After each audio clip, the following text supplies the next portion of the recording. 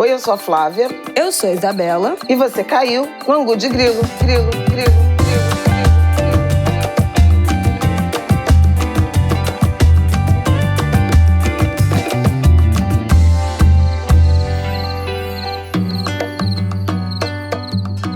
Oi, gente! Boa terça-feira, mais um Angu de Grilo no ar. Estamos aqui gravando no domingo. Vamos falar um pouco aí como é que foi esse domingo de São Jorge aqui no Rio de Janeiro. Ruas lotadas, muita fé nas ruas cariocas. Falaremos disso aqui no comecinho desse primeiro bloco. E bom dia, boa noite, Flavela. Boa noite, que a gente está gravando aqui na noite de domingo. Boa noite para quem é de boa noite, bom dia para quem é de bom dia, né? Porque normalmente nossas angulers são madrugadoras. Não, eu acordo, o povo já ouviu o episódio inteiro. No que eu mando a pauta pra rádio, já tem metade dos angulers já ouviram meio programa. Já malharam, a galera da malhação, então, bom da dia esteira, pra vocês. Enfim.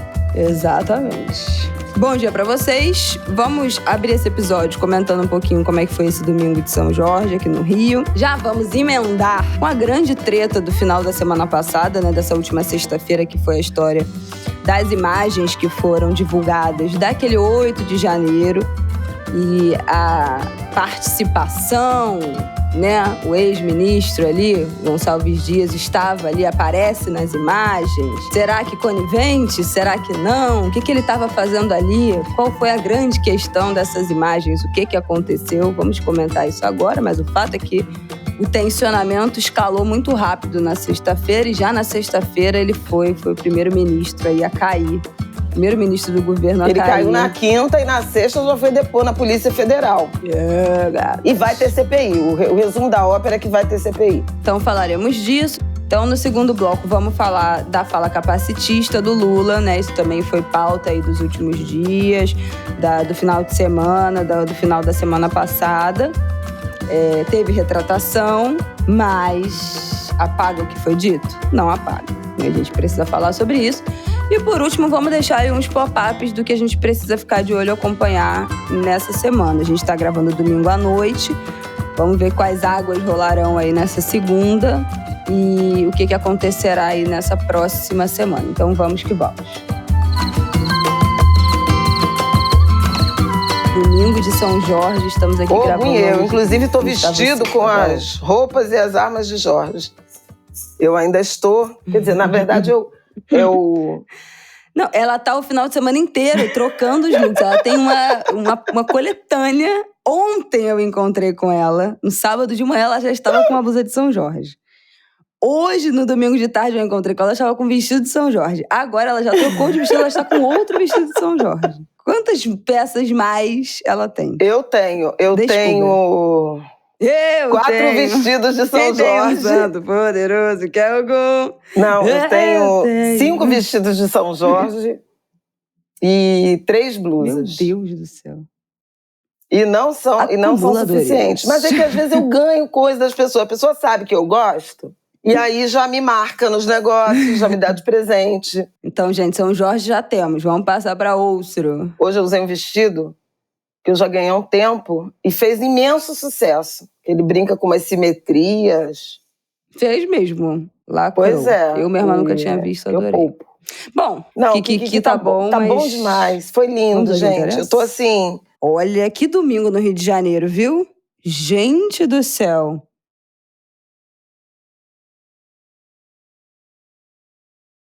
Impressionante. Na sexta já eu trabalhei até 10 horas da noite, mas um pôr do sol, um céu azul, né? O sábado também fez um sábado lindo. O fim de semana foi todo lindo, de céu azul, de calor, mas não insuportável, né? E todo mundo na rua. Hoje, então, domingo foi tão lindo, tão lindo, tão lindo, tão lindo, tão lindo, porque o Rio de Janeiro gosta muito de São Jorge. E a gente vinha de 3 anos praticamente sem festa, sem devoção ao santo. Por quê? 2020 e 2021 não teve por conta da pandemia. E 2022 foi o desfile fora de época. Foi no feriadão de 21 de abril.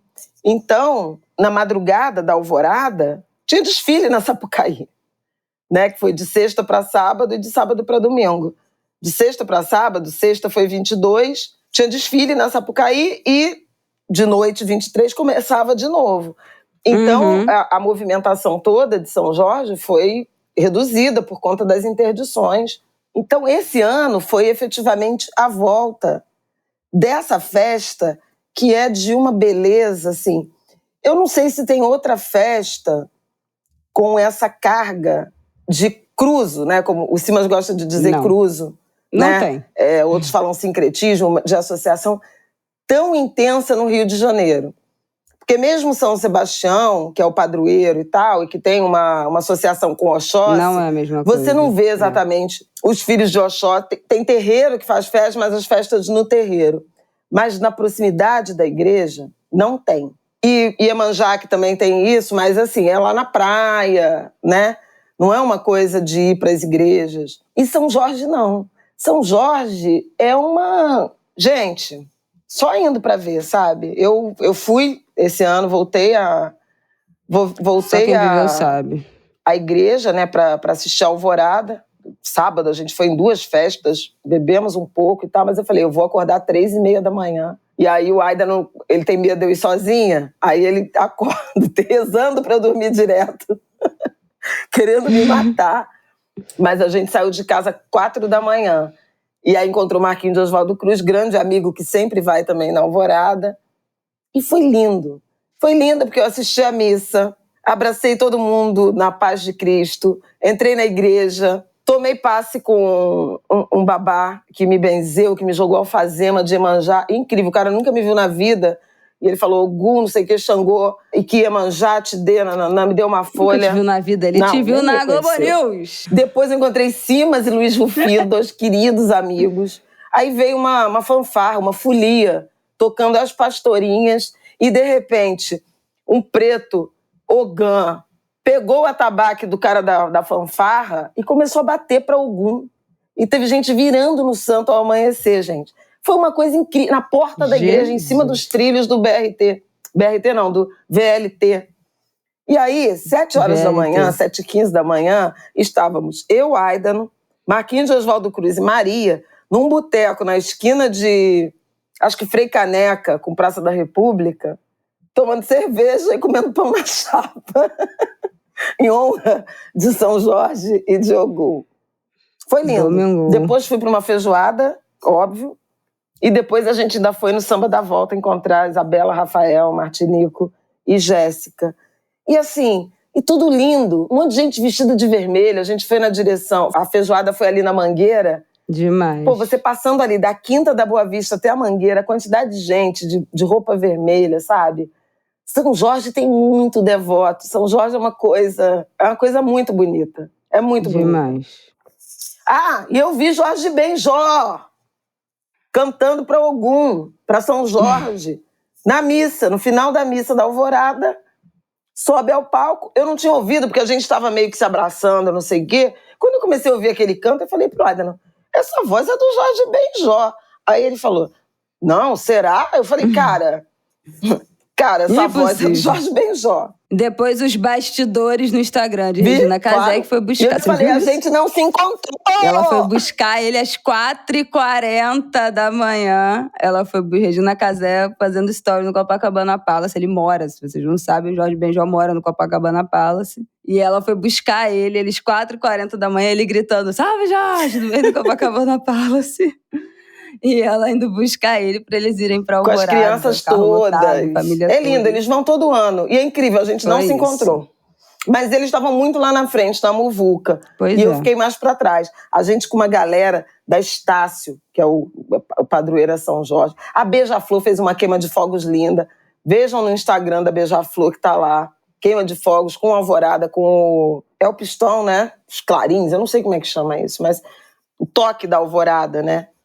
Que é um instrumento de sopro, eu acho que é pistão. Gente, é muito bonito. Eu até mostrei pro Martin, ele ficou prestando a maior atenção. Bom, salve Jorge, Ogunhê, que seja um grande ano, que seja tudo lindo pra gente.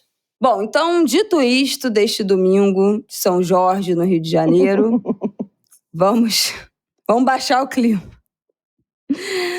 O astral tá lá no alto, vamos baixar o clima desde domingo, em que estamos gravando. Então, qual é a questão, minha gente? Essas imagens, na quarta-feira de 19... Quarta. Foi quarta. É isso que as imagens vieram à tona. Essas imagens que até então a gente não tinha visto. A gente viu muitas imagens daquele 8 de janeiro, né? Dos invasores, da entrada deles, a entrada no STF. A gente viu tudo isso. Mas essas imagens do terceiro, quarto andar ainda não tinham sido divulgadas. E na quarta-feira foram divulgadas. E nessas imagens aparece o então ministro do Gabinete de Segurança Institucional, Gonçalves Dias, circulando entre os golpistas, não expulsando, redirecionando para a saída, não dando voz de prisão. E aí criou-se um clima terrível, já na quarta, e na quinta-feira, rapidamente, a história se escalou com a divulgação, né? Foi muito rápido. A divulgação das imagens, ele ter que se pronunciar, ele falar que não ia prestar depoimento, alegou doença, arrumou um atestado, foi no médico, arrumou um atestado, depois anunciou a sua demissão e aí foi saído. Disse que ia sair, mas foi sair. É que chama atenção, assim, uma série de coincidências. Havia e há, né? Havia e agora há, e está praticamente confirmado, uma pressão da oposição pela abertura de uma comissão parlamentar de inquérito sobre os atos golpistas, com a intenção de perturbar e de incriminar o governo em relação, no sentido de algum tipo de omissão sobre os atos. O governo, desde o primeiro momento, o Lula foi contra a CPI. Havia deputados da base governista, mais à esquerda, que defendiam a abertura de uma CPI, inclusive para investigar a participação de parlamentares, em particular parlamentares bolsonaristas, no golpismo. Mas o Lula, desde o primeiro momento, naquela entrevista que ele deu para a Natuza Neri, na Globo News, que foi a primeira entrevista depois de eleito e logo depois do golpe tentado, ele diz que é contra a CPI, porque, enfim, a Justiça, o Ministério Público, Polícia Federal já estavam conduzindo as investigações, não seria necessário. E CPI é sempre uma instância de perturbação do ponto de vista da rotina, da tramitação de legislação, de debates de interesse do governo. Então, vira a página. Mas a oposição fazendo pressão e colhendo assinaturas. E aí era meio um dia, a semana passada, foi meio que uma semana e quarta-feira era meio que um dia decisivo para o prazo lá de instituição da CPI. O Rodrigo Pacheco, presidente do Senado, tentando ganhar tempo, viajou, se ausentou, porque ele teria que abrir e implantar a CPI. E aí veio essa sequência de imagens com a participação do G. Dias.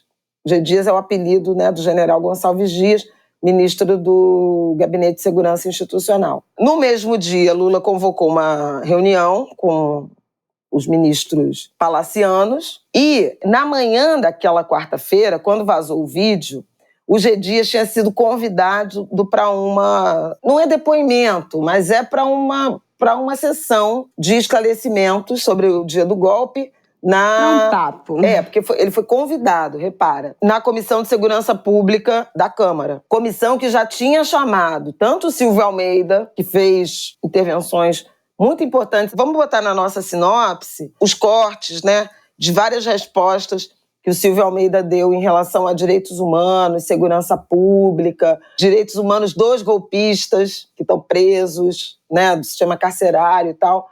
É muito legal de assistir. E tinha tido uma tentativa de audiência assemelhada com o Flávio Dino, mas que teve tanta confusão, tanto burburinho, que o presidente da comissão decretou encerramento e Flávio Dino foi embora e acabou não depondo, teve um monte de ofensa. Aí o G. Dias seria o convocado. Quando vazou o vídeo, o G. Dias mandou atestado.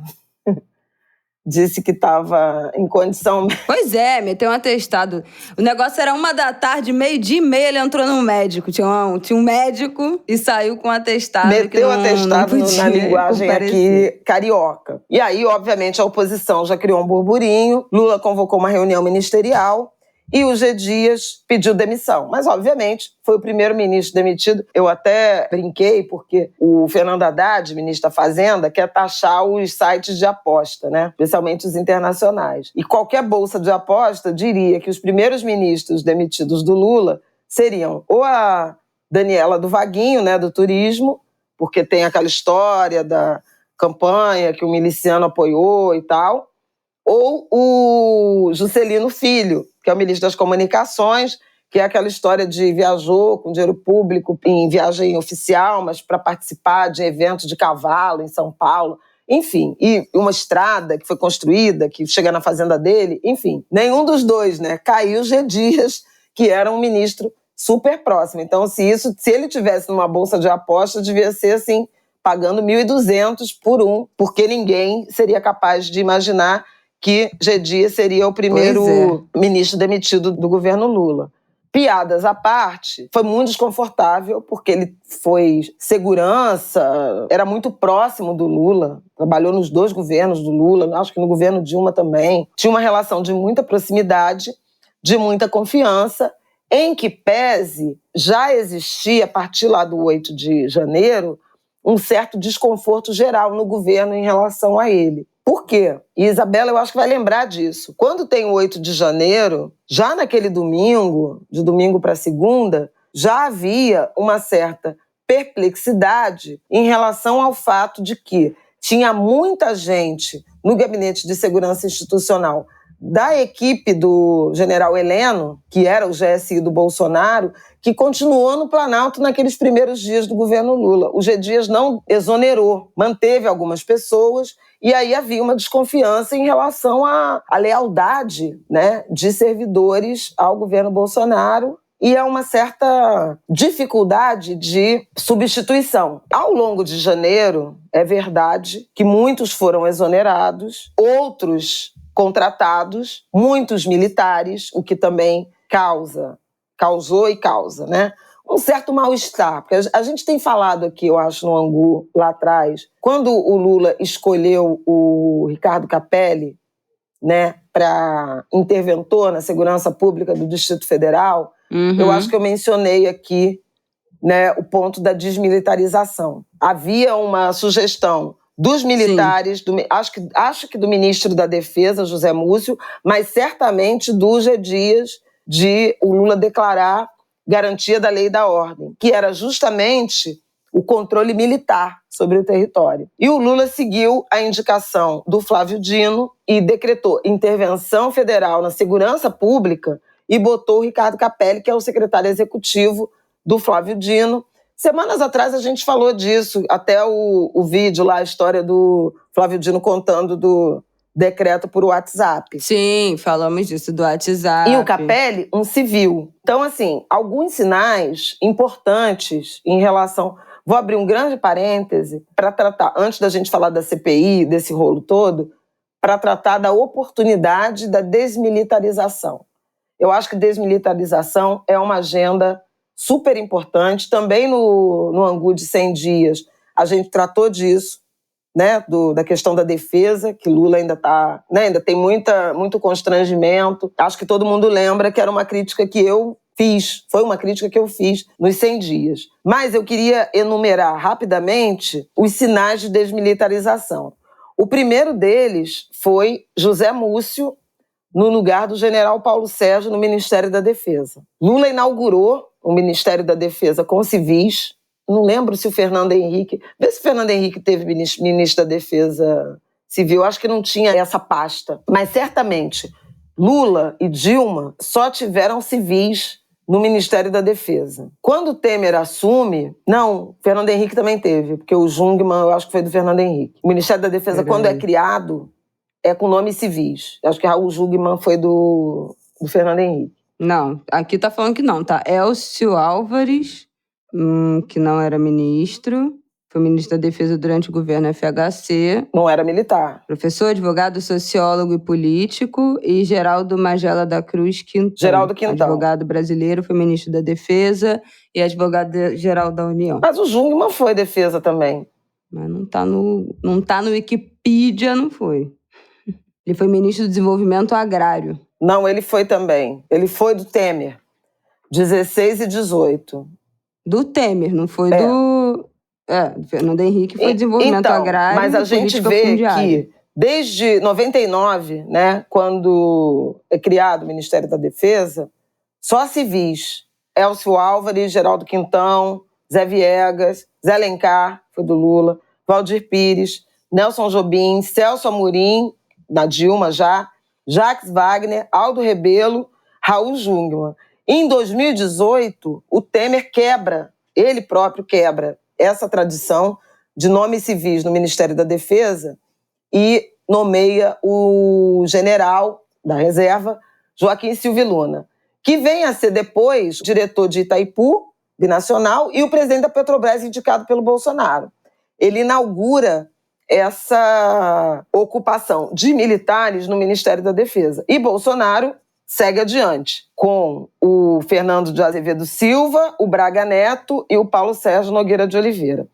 Então, o primeiro ponto de desmilitarização do governo Lula foi a indicação do José Múcio, que é um civil e que substitui o general Paulo Sérgio, que tinha sido, inclusive, comandante do Exército. O segundo é, na decisão de reação ao golpe tentado, a indicação do Ricardo Capelli e não de um militar como interventor ou como garantia da lei e da ordem. O terceiro foi tirar a ABIN, a Agência Brasileira de Inteligência, da subordinação ao Gabinete de Segurança Institucional e mandar para a Casa Civil. Então, era, no governo Bolsonaro, a Agência de Inteligência subordinada ao general Heleno e, desde janeiro, o Lula determina a subordinação à Casa Civil, que é o Rui Costa. E aí, a gente vê agora mais uma etapa, que é o Ricardo Capelli assumindo o Gabinete de Segurança Institucional. Sai o general Gonçalves Dias, entra o Capelli,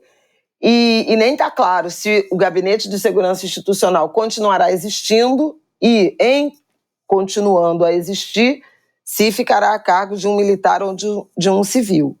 Então, veja que tem uma escala, né, de desmilitarização, de devolver as Forças Armadas para os quartéis, né, para cumprir as atribuições constitucionais objetivas ligadas à defesa e não à política, né, a cargos políticos.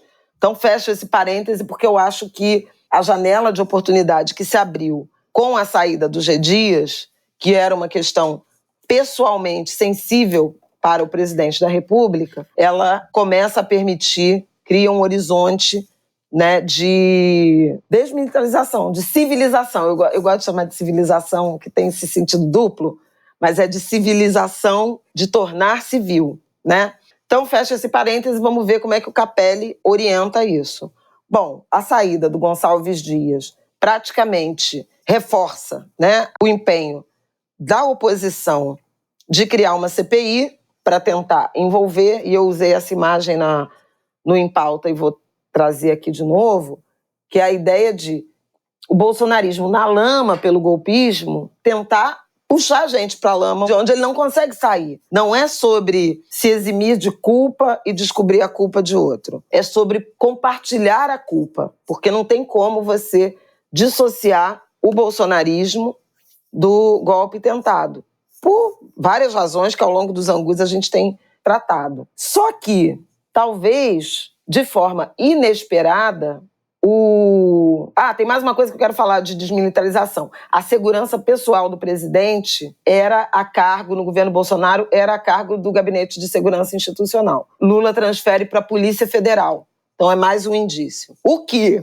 a oposição que desejava a CPI dos atos antidemocráticos, ou a CPI do golpe, não contava é que o governo resolveu dobrar a aposta e passou, então, a apoiar a CPI. Então, vamos fazer CPI, agora o governo também quer, vamos desmascarar todo mundo. Com um argumento que é, a gente vai ver quem está envolvido e na CPI vai dar para investigar quem financiou, quem foram os militares e quadros do GSI que conspiraram contra a República e, em tese, a quem eles estão ligados. E o Alexandre de Moraes, Alexandre sempre ele de Moraes, né, rapidamente toma providências que foram bem fortes, né? Já na quinta-feira, dia 20, ele determina que a Polícia Federal interrogue o general Gonçalves Dias num prazo de 48 horas e a Polícia Federal marca esse depoimento para sexta-feira, no feriado de 21 de abril. E no dia do feriado de 21 de abril, o Alexandre de Moraes toma uma segunda decisão. Por que o Alexandre de Moraes? Porque ele é o relator, ele preside os inquéritos dos atos antidemocráticos e do golpe tentado. Tanto que na semana passada também teve decisões, julgamento do Supremo sobre tornar réus ou não, no caso sim, já formou maioria, os 100 primeiros denunciados pela Procuradoria-Geral da República pela tentativa de golpe, entre outros crimes, abolição violenta do Estado Democrático de Direito, associação criminosa, dano ao patrimônio tombado, e o Supremo já formou maioria, todo mundo é réu, todo mundo vai ser julgado por esses crimes. O Alexandre de Moraes, na sexta-feira, depois do depoimento do general Gonçalves Dias, ele determina, a suspensão do sigilo dos vídeos do Palácio do Planalto naquele dia do 8 de janeiro. 2, a identificação de todos os servidores civis ou militares do Gabinete de Segurança Institucional que são identificados no vídeo, que aparecem no vídeo, e o papel de cada um. 3, que a Polícia Federal chame para depor, também num prazo de 48 horas,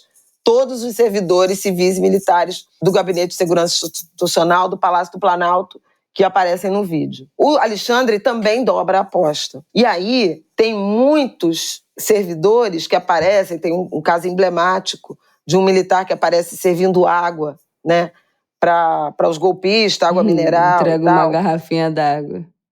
E ele falou, a explicação oficial dele é que era uma tática de gerenciamento de crise. Porque, enfim, tem uma questão, de a forma como esses servidores, esses indivíduos trataram os golpistas. Quando a gente sabe que tem uma correlação. Você pode dizer, mas tinha conivência de gente do Planalto. Não acho impossível, mas o envolvimento de aliados do presidente Jair Bolsonaro é inequívoco. Primeiro porque não foi só o Palácio do Planalto que foi atacado. Também gente do governo Lula estava atacando, destruindo o Supremo Tribunal Federal, estava atacando e destruindo o Congresso Nacional, estava nos acampamentos, na tentativa, nos atos de ataque à Polícia Federal, ônibus e Brasília. E aí direta ou indiretamente, porque a gente viu vídeo dos policiais, dos poucos policiais que estavam ali naquela escolta padrão, tirando foto com a galera invadindo e eles fazendo pose, tirando foto com a galera de fundo invadindo.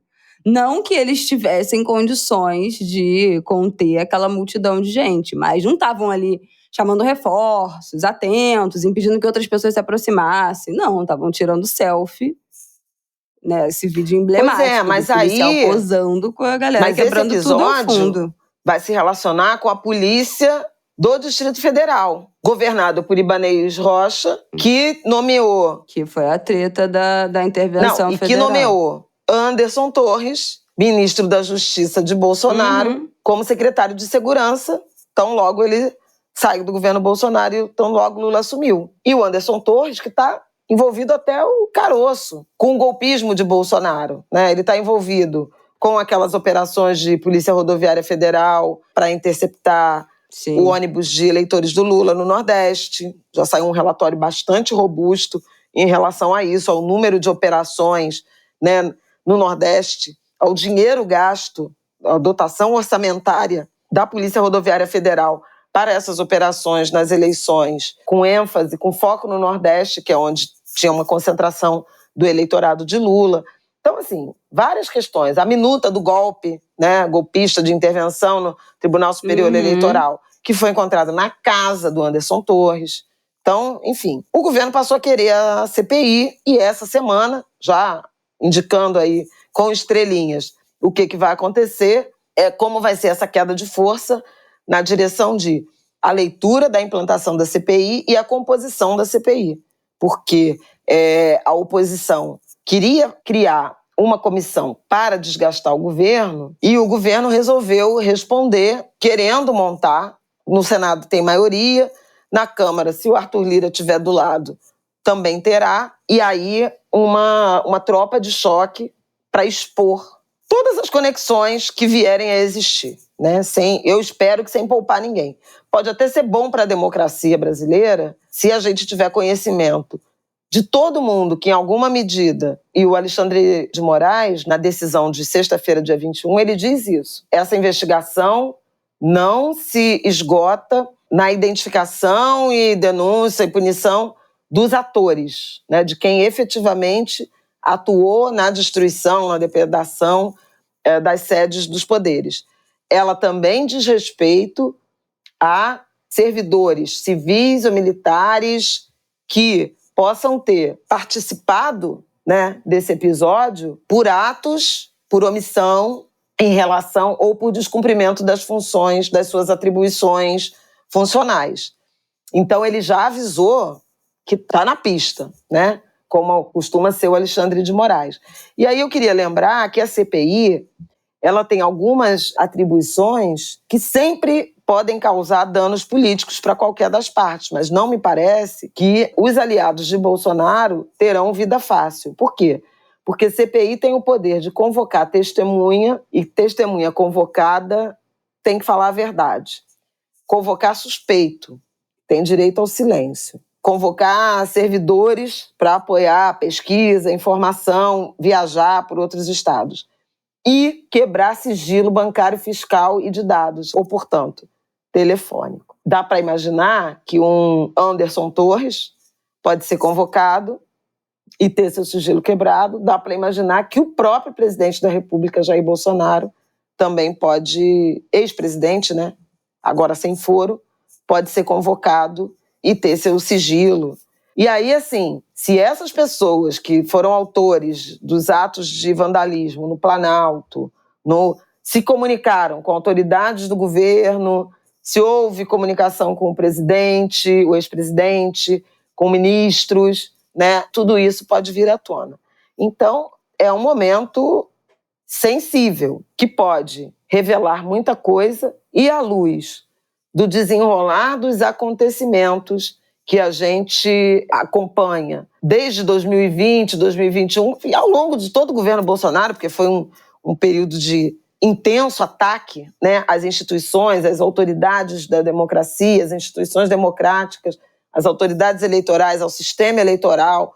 Tudo isso que a gente sabe que aconteceu, é muito difícil, eu diria quase impossível, que uma CPI não desnude as associações desse grupo com o golpe tentado, com os atos gravíssimos. E, inclusive, com a possibilidade de revelar alguns financiadores, que é um outro caminho importante. Então, a gente está nessa situação. Pois é, essa semana a gente tem algo para acompanhar dessa história, esse desenrolar vai demorar mais, né, do que alguns dias. Primeiro que a Polícia Federal está tomando depoimento, né, desses servidores. Também tem uma determinação de perícia no vídeo, e aí já começam a surgir, né, as informações sobre a duração, né, daquela presença do general Gonçalves Dias, a hora que ele chegou, por onde ele circulou, né? Então, assim, você ter a noção do filme completo, sem a edição que induz a algum tipo de conclusão de conivência, também é importante. Essa perícia está sendo feita e as informações estão sendo reveladas. Os depoimentos. A expectativa é de que a leitura da implantação da CPI seja na quarta-feira. Então, aconteça ainda durante essa semana. Aí depois, então é rápido. Porque aí, assim, você implanta. Aí depois os partidos têm que entrar em acordo, quem vão ser os membros, quem vai ser presidente, quem vai ser vice, quem vai ser relator, bababá, e marca um calendário. Então, demora um pouco. Mas a leitura é possível que ocorra essa semana. Tem, para terminar, né, tem uma expectativa de um temor, né, uma certa incerteza sobre o efeito que essa abertura de CPI e esse ambiente pode ter na votação do arcabouço fiscal. Demorei quanto tempo para falar de arcabouço?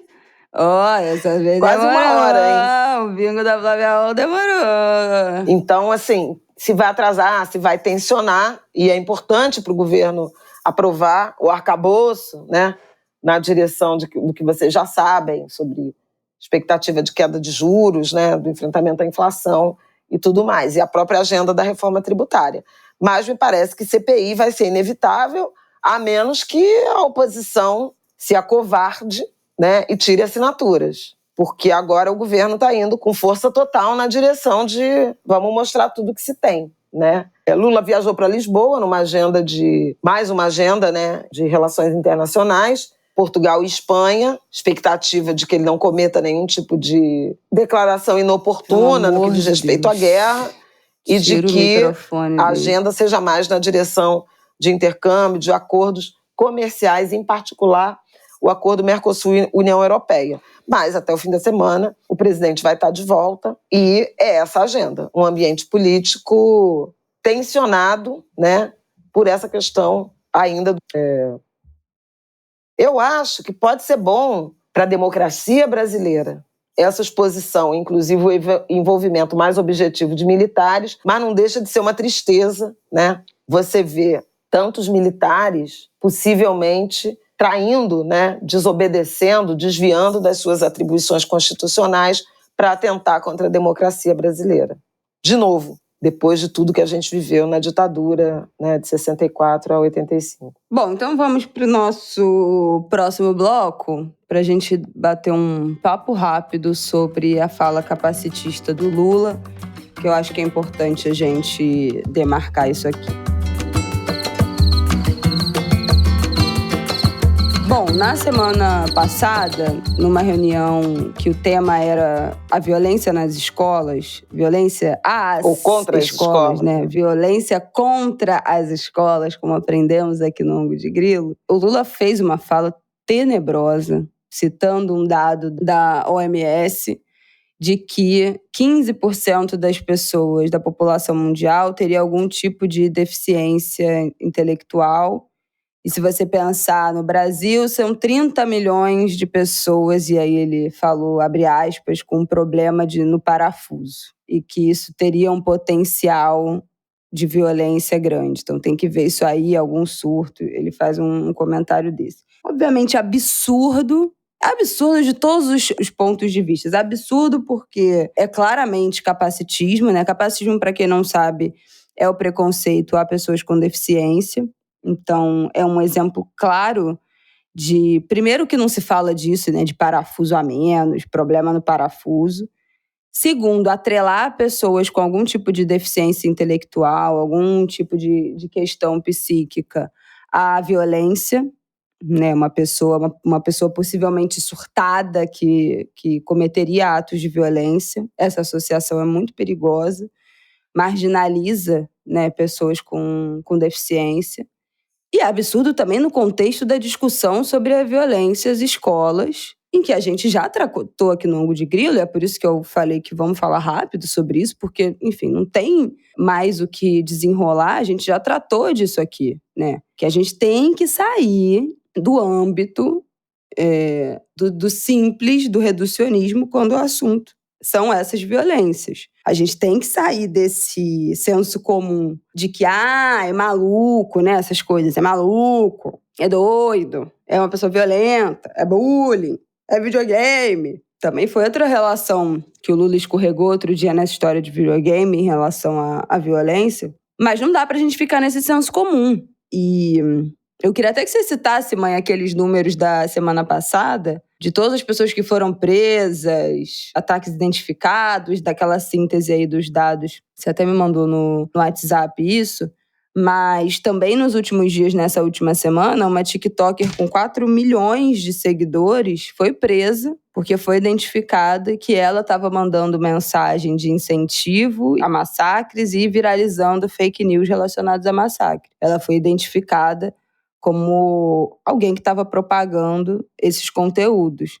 Foi presa, 4 milhões de seguidores. Eu não sei exatamente se ela estava propagando essas mensagens no TikTok dela ou se identificaram ela agindo com outros nomes em grupos. E aí, no fim das contas, era essa pessoa que tinha muita visibilidade na plataforma. Sabe-se lá se estava ou não, de alguma forma, disparando ali os apitos de cachorro, né, como a gente falou aqui, para essa audiência, cooptando, sendo porta de entrada ou até participando de algum tipo de fórum de cooptação, não sei. Mas a Polícia Federal e as polícias estaduais estão atuando desde que daquele episódio tristíssimo, aquela tragédia, né, da creche, esse cerco foi bem fechado. E passamos o dia 20, é bom dizer isso, né? O tanto de medo, tanto de fake news, o tanto de pânico generalizado que foi gerado nas últimas semanas, que foi alimentado nas últimas semanas, especialmente sobre o dia 20 de abril, né, que é o dia do massacre de Columbine, que é um dia, enfim, referenciado, citado por radicalizados que planejam esses massacres e tinham um grande medo de manda os filhos para a escola, suspende as aulas, não suspendem as aulas, enfim. Vi várias escolas que decidiram manter o seu calendário. Inclusive, ações foram propostas, né, de levar flores para a escola, irem todas as crianças de camisa branca, várias ações assim de promoção da paz, da união da comunidade escolar como uma resposta a essa violência. E passamos o dia 20 sem nenhum ataque, nem tentativa e nem ataque registrado no Brasil. Sinal de que, enfim, isso está sendo de alguma forma contornado, controlado, mas com inteligência, né? Que é o que a gente tinha falado aqui. Atuando na internet, fazendo essa localização desses fóruns. E em articulação, né? Triangulando aí essas mensagens. Acho importante lembrar que o Ministério da Justiça aumentou de 10 para 50 o número de agentes imbuídos dessa função de investigação de crimes cibernéticos, né?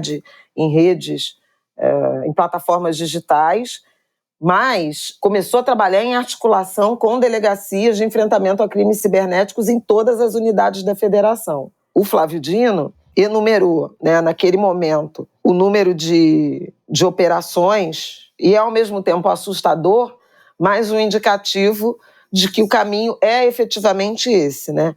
Nos primeiros 10 dias do grupo de trabalho, né, e dessa articulação, foram 225 pessoas presas ou apreendidas, no caso de menores de idade, né? 694 intimações de adolescentes para depoimento, 155 operações de busca e apreensão, 1.595 boletins de ocorrência. Em todo o país tinha 1.224 casos de ameaça, né, de violência contra a escola sob investigação e 756 remoções ou suspensão de perfis em redes sociais. Tinha recebido o Ministério da Justiça, que abriu um canal, né, de denúncia, mais de praticamente 7.500 denúncias, mas esses números tinham diminuído ao longo do tempo. E aí esse é um ponto importante. Alguns especialistas falam, tanto pode ser resultado dessa efetividade, né, da vigilância maior, e aí as pessoas intimidadas, quanto esses caras saindo das plataformas visíveis e retornando para a Deep Web. Então, assim, não dá para cochilar, tem que continuar investigando, mas o dia 20, que era muito emblemático, como a Isabela mencionou,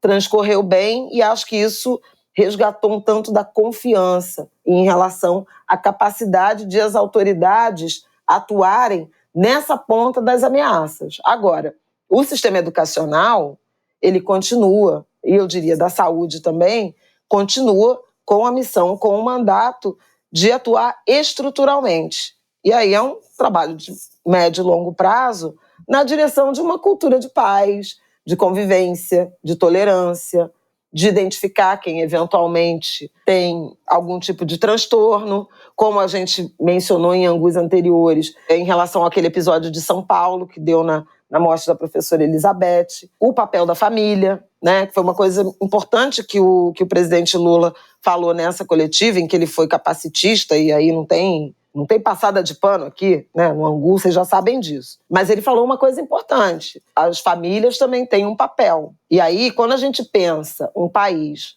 politicamente polarizado, que numa direção é de armar, é de ser homofóbico, é de naturalizar determinados comportamentos, né, discriminatórios, realmente é um problema estrutural, porque você vai precisar mudar a cabeça também dessas famílias que naturalizam a intolerância religiosa, a xenofobia, a misoginia, o racismo, o extremismo de direita. Tem muita correlação de violência contra escolas e extremismo de direita e, portanto, pensamento supremacista. Alguns episódios dessas investigações, Brasil afora, no Paraná, mas em particular no Rio Grande do Sul, já resultaram na prisão de pais o filho adolescente estava em contato, um adolescente gaúcho, em contato com um adolescente paranaense que tinha esses pensamentos de atacar a escola, de não sei o quê, de violência. A polícia do Paraná com a do Rio Grande do Sul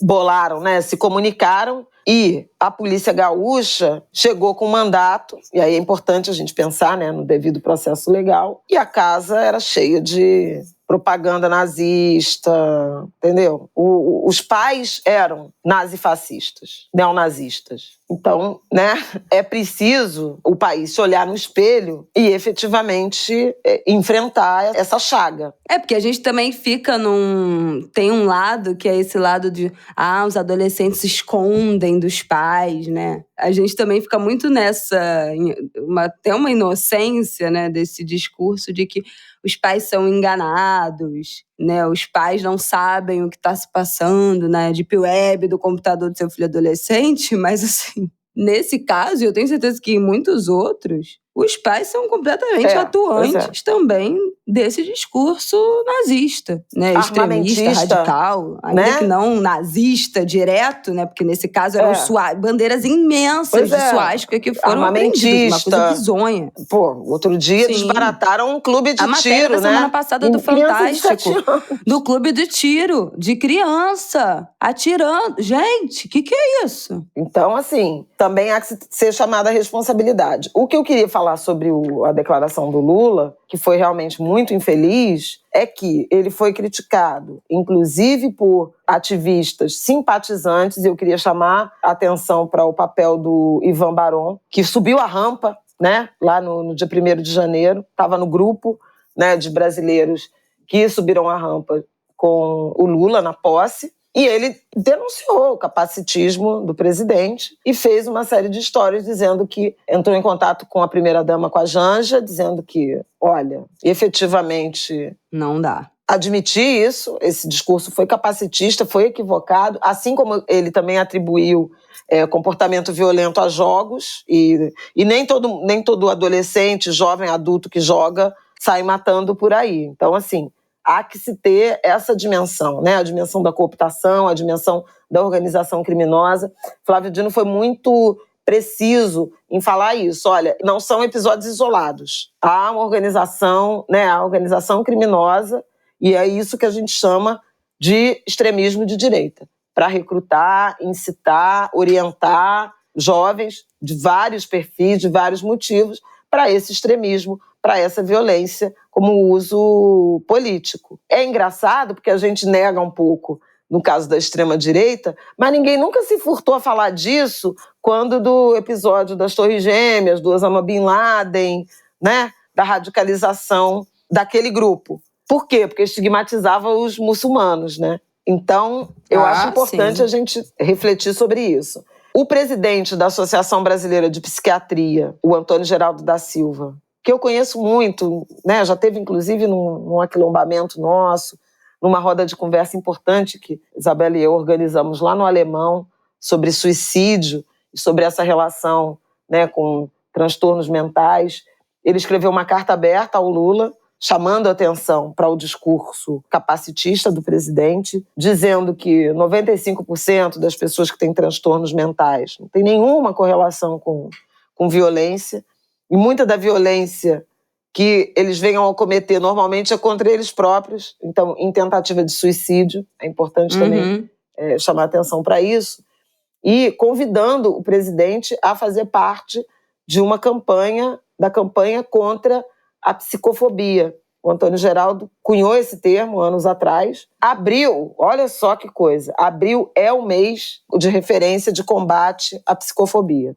O Lula, lá de Lisboa, fez um pedido de desculpas. Houve uma assinatura de acordo ligado à questão da saúde mental e ele aproveitou para se desculpar e dizer que está aprendendo a cada dia. Uma nota correta, uma nota com os termos certos, enfim, uma nota que foi postada no uma thread, né, um fio no Twitter dele, que fala sobre quero me retratar com toda a comunidade de pessoas com deficiência intelectual, não devemos relacionar...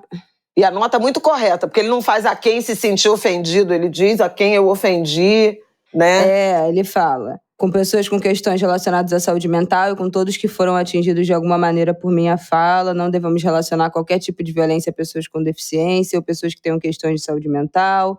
Não vamos mais reproduzir esse estereótipo, tanto eu quanto o nosso governo estamos abertos ao diálogo. Enfim, uma nota correta, assumindo erros, sem dar desculpa, sem se justificar.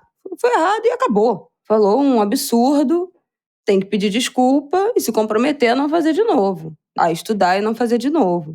É isso, eu acho que valia a gente trazer esse assunto aqui. A gente vira e mexe tá falando aqui, né, de capacitismo, de saúde mental. É importante para que a gente também não cometa esse erro. Todos estamos aprendendo, né? Eu acho importante dizer isso, porque tudo isso, os transtornos mentais, as doenças psíquicas, as deficiências não são novidade no mundo, né? Mas temos falado mais disso, né? Mais pessoas estão tendo acesso a diagnósticos, estão podendo buscar tratamento, né? Falar sobre isso abertamente nas redes sociais nos últimos anos também. Esse debate cresceu muito, a gente está tendo acesso a novas terminologias, a forma correta de dizer, né? Então, tá todo mundo aprendendo, tá todo mundo sujeito a errar, inclusive nós aqui, por favor, se a gente falar um dia alguma besteira, a gente conta com a correção de vocês. Mas é importante, né, que ainda que dessa forma protocolar, né, por uma nota e tal, que o governo, que o presidente se retrate de uma fala que foi absolutamente errada, né, incorreta. E é isso. E eu acho importante também, quer dizer, que isso não pare nessa declaração. Porque a gente tem, historicamente, do ponto de vista da política pública de saúde, uma lacuna em relação à assistência à saúde mental, a transtornos mentais. Né? O Ministério da Anísia Trindade, que é a ministra da Saúde de Lula, primeira da história, né? Criou uma secretaria, né, específica para essa área, mas é uma área que precisa muito de políticas públicas, seja em associação com as escolas, né, e, portanto, com o Ministério da Educação. Isso é uma coisa que a gente falou bastante quando tratou desses episódios de violência contra a escola, mas a gente teve a questão do luto, da pandemia, né? A gente tem as questões de depressão, que é um mal do século, né? Muita gente sofrendo de depressão, sem diagnóstico, sem tratamento, sem acolhimento, sem acompanhamento, porque faltam políticas públicas nessa direção. Vários outros elementos, né? O racismo afeta profundamente a saúde mental, a misoginia afeta, né? A violência doméstica afeta, a violência contra crianças e adolescentes afeta, a homofobia, a LGBTQIA+fobia afeta. Então, assim, a própria intolerância religiosa, a gente já falou aqui em algumas vezes da violência política, né? E o tanto que ela produziu de desestruturação das redes de relacionamento, da falta de acolhimento. Isso é absolutamente dramático para a saúde mental. O desemprego, né, e essa precarização do mercado de trabalho é absolutamente dramático para a saúde mental. O endividamento, o superendividamento. Tem pesquisas, inclusive, mostrando isso, o quanto que esse ambiente de taxas altíssimas de juros, de mercado de trabalho precarizado, de falta de dinheiro, de inadimplência, o quanto isso afeta saúde mental, relações familiares, relações sociais, quanto isso pode ser detonador, né, de depressão, de processos de crises de bipolaridade, o uso de drogas, lícitas ou não. Então, assim, isso tem que ser uma prioridade de qualquer governo. Então, independentemente do pedido de desculpas do presidente, da consciência e esperamos, né, de agora em diante, falas mais consistentes, né, conscientes e consistentes, é preciso também que o governo tenha atitudes na direção de desenvolver e articular políticas públicas de acolhimento, de prevenção e de assistência à saúde mental de quem quer que seja, de brasileiros de todas as idades. É isso! Terminamos. Eu tô achando curto, né? Mas terminamos. Gente, pelo amor de Deus, o que tá acontecendo? Só 1 hora de ângulo de grilo, a gente vai ser gongado. A gente vão cancelar a gente. Pois é, pelo amor de Deus. Não, eu tenho um pop-up aí pra semana que eu vou ficar de olho nisso. E aí, enfim, vamos acompanhar o que é o Sudão.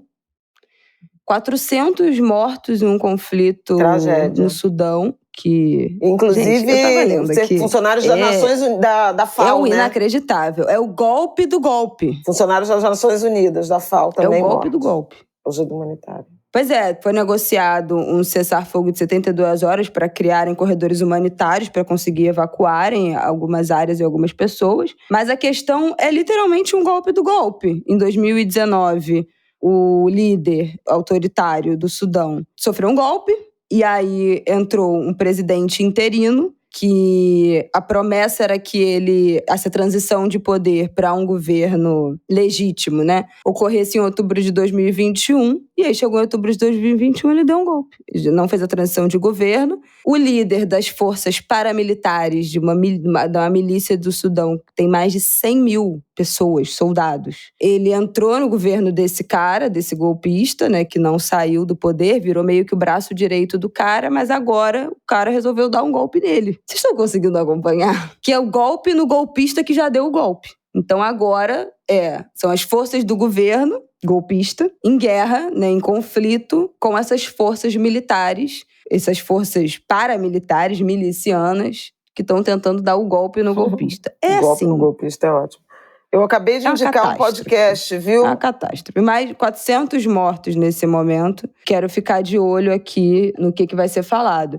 Para quem gosta de podcast em inglês, entende inglês e, enfim, e quer ter mais conteúdo em inglês, existe um podcast maravilhoso da BBC que chama Africa Today, que é um podcast diário, que é um noticiário curtinho. Eu vou até pegar aqui quantos minutos, para eu ser bem precisa na indicação para vocês. É um podcast que eu ouvi bastante uma época, e eles fazem um apanhadão do que está acontecendo, das notícias mais importantes do continente africano. Vou deixar o link aqui para vocês. Tem no máximo 30 minutos, entre 23 e 28 minutos. E pelo menos os últimos, desde terça-feira passada, os episódios de terça, quarta, quinta e sexta foram com o grande tema, porque eles falam de vários temas, enfim, com mais ou menos espaço, mas o Sudão aí foi a estrela aí desses últimos 4 dias de episódio. Então vou ficar de olho nisso e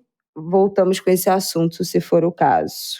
Vamos indicar que eu acabei de encontrar aqui um podcast chamado África em Pauta, que tem um episódio dedicado a essa situação do Sudão. Eu não ouvi, tá, gente? Mas me parece que são pessoas muito especializadas. Então, acho que vale a pena para quem quiser se aprofundar, mas a gente também fica com o compromisso de acompanhar, né? Eu, inclusive, chamei atenção outro dia para o fato de Lula ainda não ter iniciado uma agenda, né, um olhar na direção da África, né? Na semana passada, no episódio 100 dias, a gente comentou sobre Argentina, Uruguai, né? Mercosul, Estados Unidos, China. Agora ele está em Portugal e vai à Espanha. Tem uma possibilidade de o Macron, com quem Lula fala, né? Já foi recebido lá antes da eleição, vir ao Brasil nesse semestre ainda. O primeiro-ministro alemão, Olaf Scholz, veio, né, no fim de janeiro. Então, assim, mais ou menos África, Estados Unidos, Mercosul, China, né, até Emirados Árabes, cobertos, e nada ainda para a África. Há uma intenção, né, divulgada de visita do Lula a Angola, Moçambique e acho que África do Sul. São 3 países ainda nesse semestre. Mas até aqui não tá confirmado, não está marcado. Então, assim, e o Lula foi o presidente brasileiro que mais visitou, mais atenção deu à África. Eu tenho aqui um dado que ele fez 33 visitas ao continente africano. É muito impressionante. Ele foi mais à África, quer ver, nos 2 mandatos dele, ele esteve em 33 países africanos nos 2 primeiros mandatos. Se somar todos os presidentes da República do Brasil, não superam esse número de visitas. Então, assim, o Lula sempre teve um olhar muito forte, né, em direção à África. Está devendo isso, precisa dar conta, mas... Aquela história do voo direto... Que foi o rei. O rei de... foi o rei. Foi o rei de... Rei de Ifé. De onde, meu Deus? O rei de Ifé. Socorro. Que veio ao Brasil e que quer fazer. Veio da Nigéria. Alô, não tem Daniela nem mais. E Marcelo Freixo, né, em Embratur. Ministra do Turismo. E Marcelo Freixo. Queremos voo direto. Vamos sacudir esse turismo aí, Brasil-África. Então, assim, é preciso ir. Agora, tem uma questão. Mesmo no Itamaraty, as pessoas, os diplomatas, comentam isso. Não é para ir para a África para fazer, sabe, aquele aceno de tutela, não. Tem que falar em modernização, em tecnologia social, tecnologia agrícola, investimento brasileiro. Entendeu? É outra... Gente, cultura. Eu queria muito... Se algum Anguler tiver algum estudo sobre isso, enfim. Porque a gente falou aqui na semana passada das novelas brasileiras na China. E as novelas brasileiras na África também são um sucesso absoluto. E eu tenho visto direto que muitos artistas brasileiros têm feito turnê na África. Então, Emicida fechou na África, Ludmilla fechou na África, em vários lugares, acho que em Cabo Verde. O Emicida, antes da pandemia, fez uma turnê grande também, em Luanda. Tem rolado bastante o consumo de produtos culturais brasileiros, especialmente música e audiovisual, em alguns países lá, porque a gente tem, né, países falantes também de português, então tem uma facilidade linguística que a gente explora muito pouco. São pouquíssimos países no mundo que falam português. A gente é completamente isolado aqui na América Latina. É o único país que fala português daqui, que não tem essa conexão, né? Não cria essa conexão com os outros falantes da língua portuguesa. Só com Portugal, enfim. Mas que merda. Porque o acordo... Teve uma tentativa de união a partir do acordo linguístico também, né? De tirar ainda o pouco que se tinha dessa barreira linguística das variações de português. Perdemos a nossa trema e não ficamos próximos dos nossos... monte de hífen, né? Que mudou. Conterrâneos africano. Porra, mudou o negócio. A única pessoa do Brasil, 200 milhões de habitantes, a única pessoa do Brasil que sabe o novo acordo é a Flávia Aol. Isso não trouxe nada de bom pro resto do Brasil. Simplesmente. Só a gente se adequou a essa merda. Vale dizer que Portugal cagou por esse acordo. O Brasil foi o único país otário que se movimentou por esse acordo. A gente perdeu a trema, eu não me conformo com a trema. Pra nada. Mas é interessante porque o Brasil fez acordo de cooperação, né, de coprodução com a China, né, de televisão, produção televisiva, e está assinando o mesmo acordo com Portugal agora. Margarete Menezes, aliás, né, no dia 22 de abril de 2023, pois é, Margarete Menezes, da Cultura, Silvio Almeida, dos Direitos Humanos, e Aniele Franco, da Igualdade Racial, em Lisboa, com a agenda oficial. Chega em câmera lenta.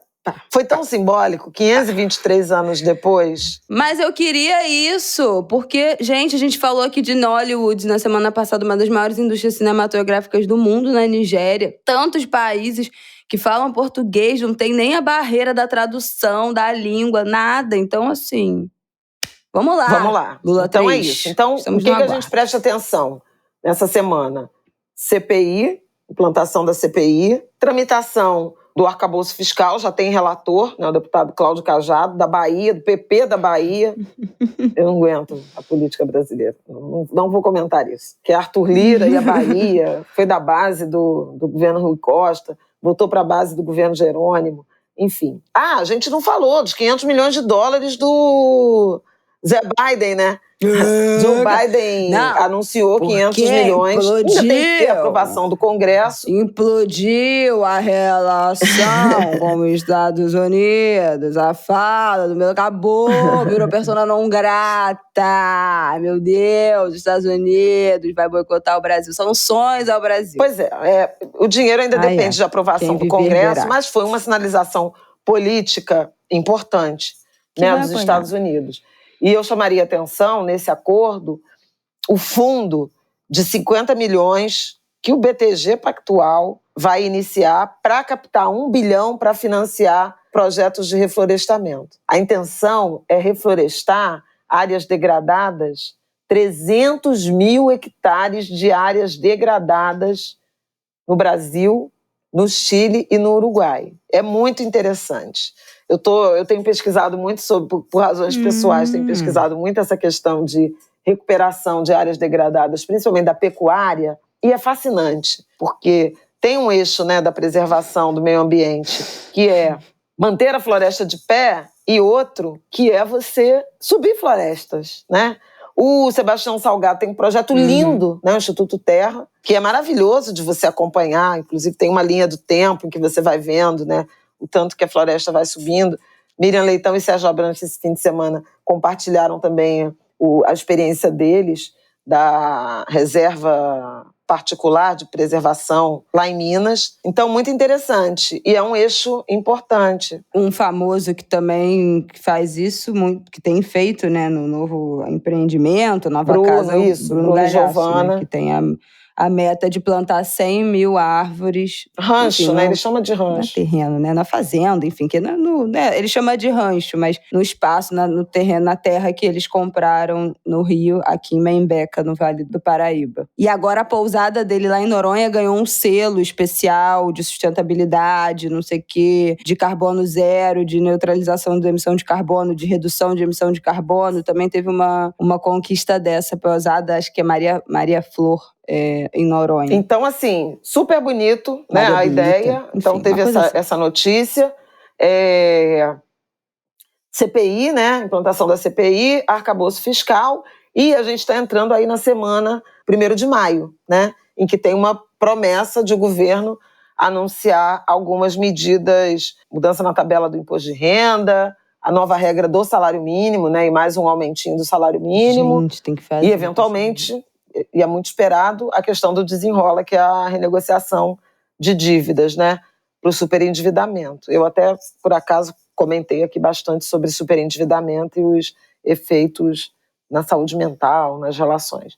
Então, são coisas para a gente ficar de olho. Hoje é dia do livro, né? 23 de abril, também é dia do livro. Não sei se a Isabela quer indicar alguma obra. Eu vou pegar aqui da minha pilha, do nada, Sueli Carneiro, Dispositivo de Racialidade, a tese de doutorado da Sueli. Tu vem com uma bazuca na indicação do livro. Eu vou indicar o quê agora? E anuncio que dia 9 de maio eu estarei com ela. Então, foi isso, um prazer estar com vocês. Dia 9 de maio eu estarei com ela e com a Tula Pires na PUC, para lançamento, debate, noite de autógrafo. A gente tem um agradecimento para fazer a nossa Ingrid Silva, que mandou o livro lindo, com dedicatória para o Martin. Maravilhoso. Eu quero fazer uma indicação de livro. Deixa eu pegar aqui o livro, falar o nome, gente, porque eu já ia mudar para outra coisa. O nome do livro da Ingrid, o nome do livro infantil é A Bailarina que Pintava Suas Sapatilhas.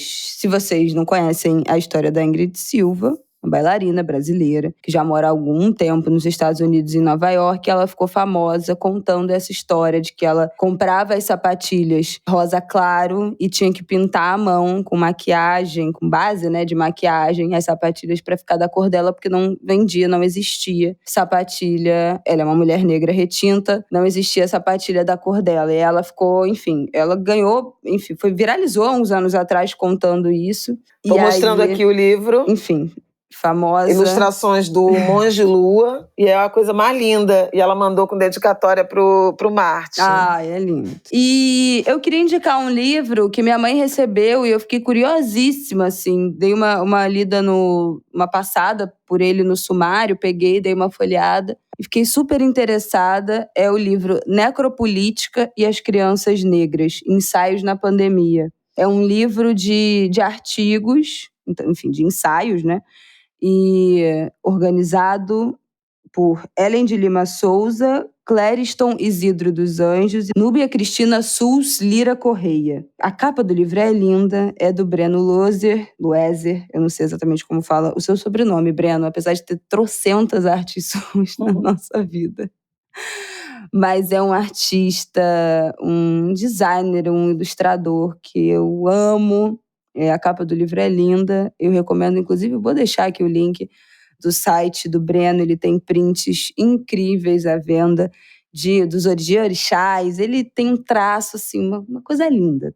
Aqui eu tô falando e tem, inclusive, no meu fundo, que vocês sempre veem nos cortes, Esse quadro aqui do meu fundo, que foi bem aqui do meu ladinho, em cima é do Breno. E eu fiquei muito curiosa, assim, de parar para mexer nesse livro, porque fala tanto do ponto de vista da educação, né, desse abandono que as crianças, especialmente as crianças negras, sofreram, quanto da violência, né? Tanto que a gente falou aqui, que resultou até na DPF, da história do João Pedro, que foi assassinado durante a pandemia. Então, tudo aquilo que a gente falou, e também do ponto de vista da violência com as mães. Então, a violência com as crianças a partir da violência com a família. Então, um livro com artigos importantes, duríssimo, né? Mas com um recorte aí, com um olhar, com essa lupa extremamente importante. Então, deixo também essa indicação. Eu conheci a Ellen, é uma maravilhosa, uma querida.